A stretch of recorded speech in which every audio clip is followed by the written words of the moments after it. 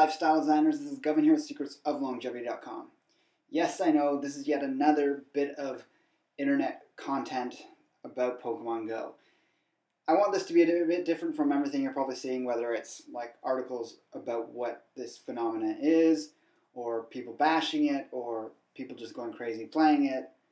I want to talk about the health effects of it, and this isn't going to have any amount of me bashing the game. I might make some recommendations on it, and I have feelings about it, but I'm not going to be really needling you or trying to put anyone down for just playing a game. This is also going to expand and get into a more general approach to video gaming. I've done videos on video gaming and health before, and this is going to be in the same vein in that obviously I'm not really for it. I think for the most part video games are a waste of your time and precious energy, but there's pros and cons to everything, and that's what we're going to get into specifically for Pokemon Go first. Now, I did play it for 24 hours roughly to see what it was about right when it first came out in Canada about a week ago, and I can definitely see why it's so addicting. I played it for literally 24 hours straight. I slept, of course, so sleeping and eating, maybe it was 12 hours total in a 24-hour period that I played it. And then I was horrified at just how I felt. I felt like I was like sucked in the back of my head, and I couldn't really even like do anything besides play it and eat and stuff. So I deleted it because I had that terrible feeling. But I did walk over 10 kilometers in 2 days. I guess the latter portion of the first day and then the first portion of the second day when I was playing it. So I got tons of exercise. That's one of the bonuses, one of the pluses we can put on the list of positives versus negatives. The other positive, of course, is you're out interacting with people. If you're a sociable type of person, even if you're not, you're bound to run into people and occasionally get into conversation, perhaps, unless you're just so antisocial that you avoid people's eye contact and things like that. I had some conversations and talked briefly with some people. And yeah, this is fantastic for people needing to get out into the sun, get exercise, or very low type of exercise. Now, on the side of the dangers, first of all, just mention the obvious. Driving while playing it is extremely dangerous. I've probably seen people I've guessed were playing it in that they were driving a fair bit under the speed limit. At least these people I saw were pulling over. So I'm assuming they're pulling over to catch them, luckily. Now, I'd say just don't have it open at all because it's a distraction. If it goes off saying there's a Pokemon near as you're driving, you might be tempted to look at what it is. And if it's something worth pulling over for, you might choose to pull over. I think that's even too much. And of course, legally that's too much. That's using your phone while driving. So it's best just not to have the temptation of having it on in the car. So that's out of the question. If you do that, you go get someone to drive you around. Maybe you, if they're also into the game, you can have two phones going at once, and you can catch their Pokemon for them while they drive around, or you let them know when to pull over, and then you can both do your thing. And there's already video online of people getting into accidents. I saw one video of someone hitting a police car while playing it while driving. The police came right up to them right after they hit their cruiser and saw that they were on the game and found out that it was Pokemon Go. Obviously, the flip side of this is if you're a pedestrian, you're playing it, or even on your bike, it's very easy to get engrossed in something and you lose track of the world around you. Now, this is obviously a danger with cell phones in general, but I think this is particularly problematic, and you can end up getting into situations where you risk getting hit. And there has been people who have been hit already. A girl, I think she was 15, was hit somewhere in the US. I saw that news story go by my newsfeed on Facebook. And so yeah, these are the most obvious things. I think most people have these in mind, so I'm not going to go on and on about all those details. Here's something I should also mention that I think should also be obvious, but it's going to become increasingly obvious as they add more features to the game. I believe they just announced that you can now battle other people as opposed to battling just the gyms that pop up. You can be in front of someone and battle them with your Pokemon lineup. So that means that there's an even greater incentive to interact with people out in the world, which, yes, that's a plus. If you're talking about people who are drawn to the game, who tend to be more antisocial, but this is getting them out, interacting with the world, etc. The bad side of this is obviously there's a ton of kids who play this, and there's adults who play it as well. And the adults that you see playing it, and I've seen plenty of normal looking adults, but you see the occasional person who think if they were in an area where there weren't too many people, but they ran across a child playing, and they go out of their way to interact with that child, whether it's through this battling thing that's a new feature or some other future feature, or just the fact that they can see someone else is playing the game, is this going to be a method that predators are going to use? I mean, we've already seen people use the game to rob people of their cell phones. So someone hangs out at one of these Pokestops or a gym, waits for someone to go up to them, if it's a lone one off the beaten path, and they have a weapon or whatever it is that they use to stick them up, or just threaten and intimidate them, beat them up, and take their phone. So you're going to, I think, see, unfortunately, it's going to take some news stories to wake people up to this danger.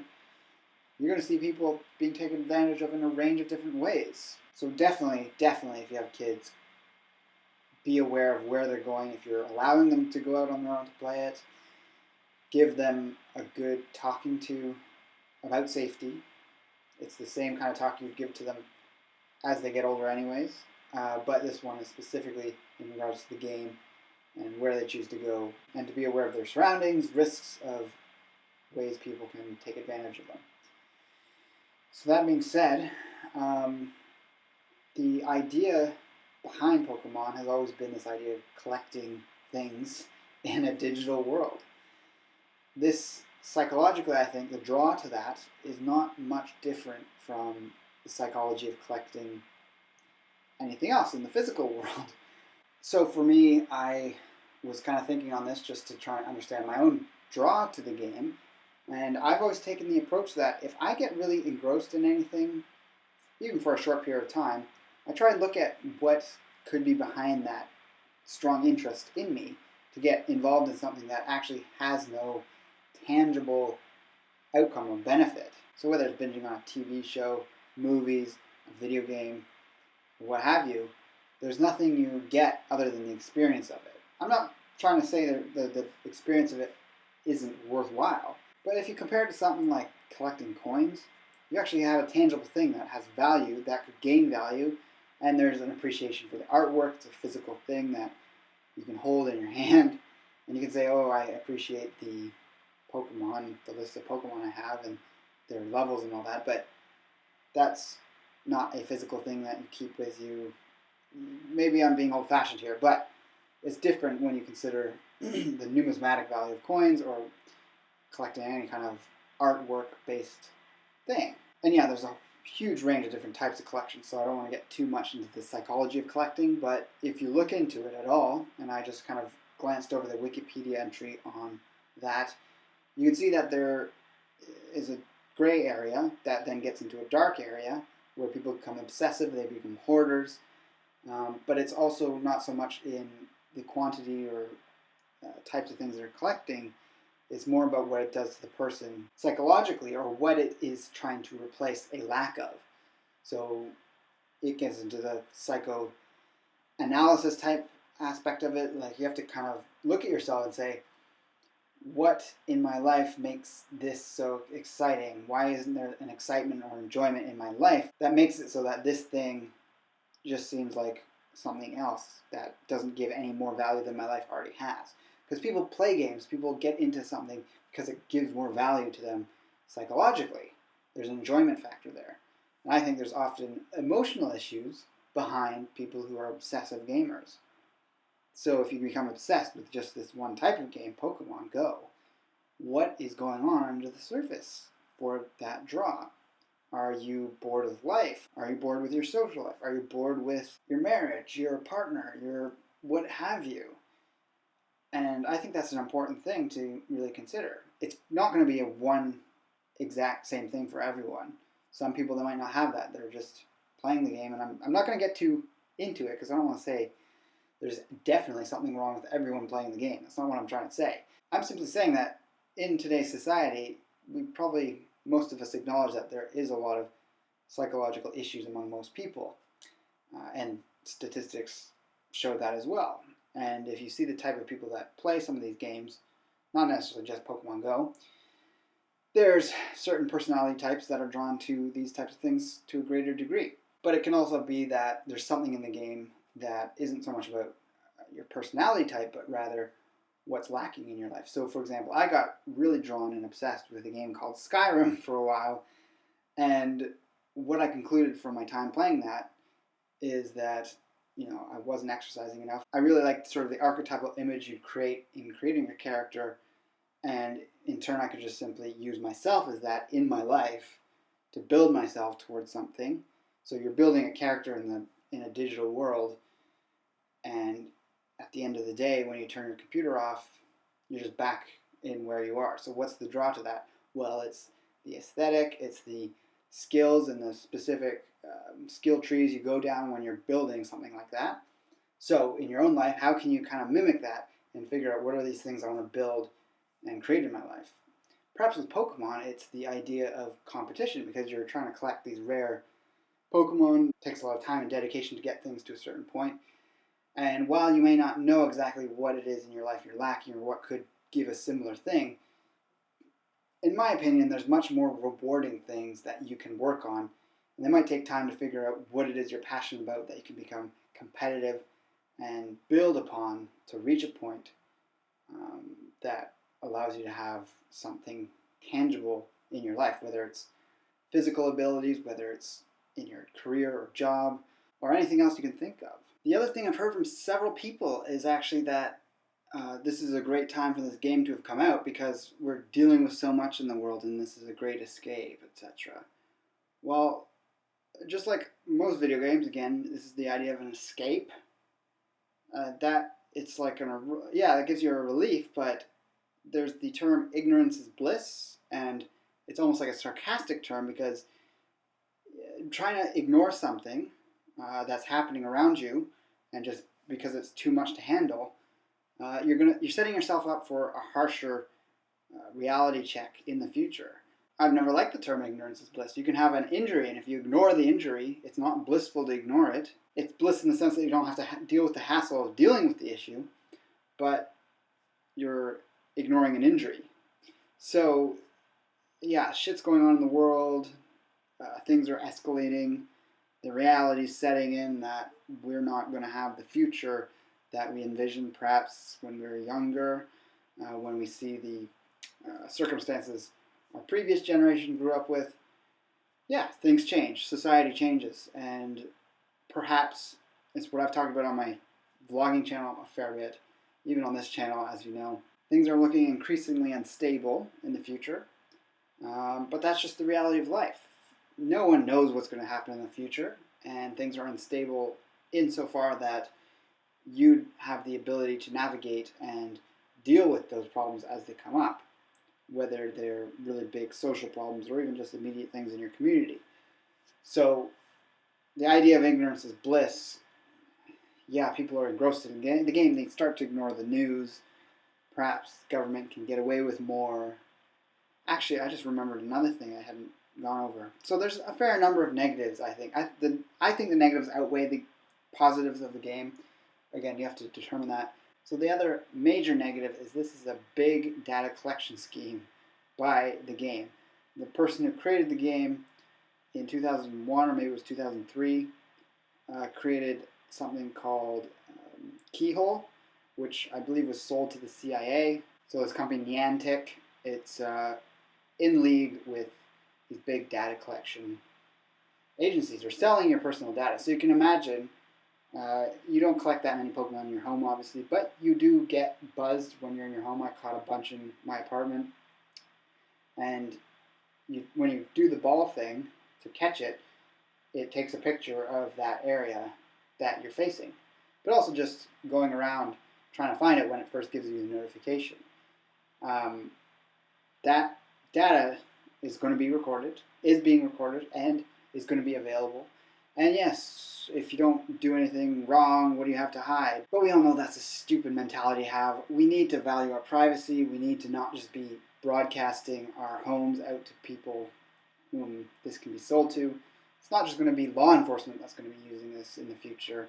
It can be targeted advertising. Someone that's paying to look at the homes of people in a specific area because they want to sell a product to these people in a certain area, and they're looking for items in your apartment or something. I don't know, I'm just going on a tangent, just trying to imagine what kinds of things this could be used for. It's not just enforcement agencies types of deals. So yeah, that's all important information to keep in mind when choosing to play this game. And if you do use it and you're going to use an email to sign up with it, don't use your main email. That should be obvious because now that game has access to all your emails and past history of whatever you've done with that email. So just be smart about it. I think it's great people are getting more exercise. If this is the only way that it's going to be able to motivate them to do so, there's always going to be people who will have the reasons to want to play the game and to continue to play it obsessively. And all the power to them, I guess. It is interesting to see. I'm not so curmudgeonly that I'm disgusted by people walking around on their phones all the time. It is odd at times. It's funny, but it's not so much different than everyone walking around with a book.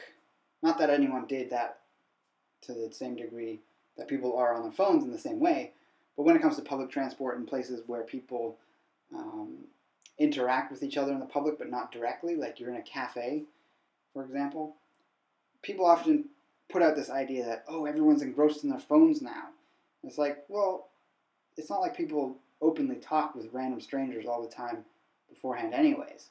So it's not really altering society in some massive way. If anything, Pokemon Go, again, it's getting people out there and getting them to interact on something, which is a plus. I just think people need to be aware of the dangers with the traffic falling off cliffs. That's another thing that happened. There's a story of two people that fell off a cliff. I don't know I guess they got injured, they didn't die. Potential for criminals using this, whether it's for theft or for assault/sexual assault. And then there's the other negative, which is just it taking away time on your life and from achieving goals that might have more tangible, realistic value. So I hope you found my comments insightful to some degree. If you hadn't thought of some of these points before, let me know what you think in the comments down below. Like, favorite, and share the video if you feel so inclined. And with that, I'll talk to you again soon. Take care and embrace life without limits.